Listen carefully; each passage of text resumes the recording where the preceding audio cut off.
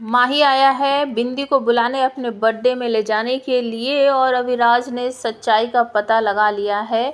काजल से जुड़ी हुई बहुत बड़ी सच्चाई बिंदी सीरियल के आने वाले एपिसोड में आप सबको देखने को मिलने वाला है कि माही बिंदी बहुत अच्छे दोस्त बन गए हैं, क्योंकि सेम क्लास में है और बिंदी के पेपर में इतनी बड़ी हेल्प करने की वजह से बिंदी अब बहुत ज़्यादा यकीन करने लगी है माही पर।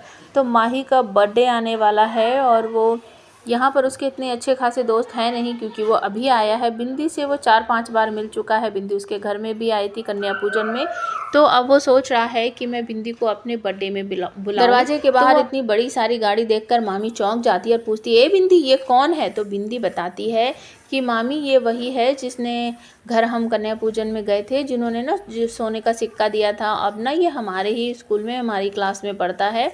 शायद ये हमें बुलाने आया है, हमारे साथ खेलना चाहता होगा। तो मामी कहती है अच्छा ऐसी क्या बात है। तो जब घर आता है माही अपने मामा के साथ, तो बिंदी की मामी बहुत ज़्यादा खुश हो जाती है। सुधा उसे लगता है कि भाई इतनी बड़ी गाड़ी में आए हैं तो सच में अमीर होंगे, सोने का सिक्का भी दिया था तो इनसे तो कुछ ना कुछ फ़ायदा उठाया जा सकता है। तो माही घर आकर सबको नमस्ते नमस्ते करता है और उसके बाद बिंदी कहती है, माही क्या हुआ, तुम ठीक हो, कैसे आना हुआ? तो माही बताता है कि कुछ दिनों में ना हमारा बर्थडे है, हम तुम सब लोगों को बुलाने आए हैं, हमारे बर्थडे में आओगे ना? हमारा तो कोई दोस्त है ही नहीं, तुम ही लोग हो हमारे दोस्त।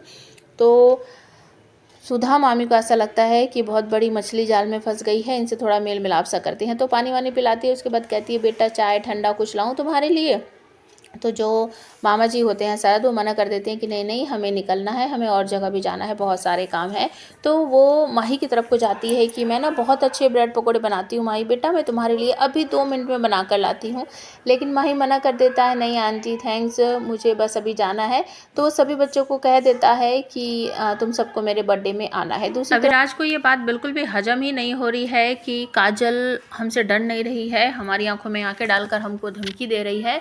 तो वो पता लगाने के लिए पहुंच जाता है जेल में और जेल के बाहर एक एंट्री रजिस्टर जो होता है वो उसमें देखने की छानबीन करने की कोशिश कर रहा है कि कोई सुराग में हाथ लगे, क्या है जिसकी वजह से वो हमसे डर नहीं रही है, या फिर कौन उससे मिलने आ रहा है जिसकी वजह से उसमें हिम्मत बढ़ती जा रही है।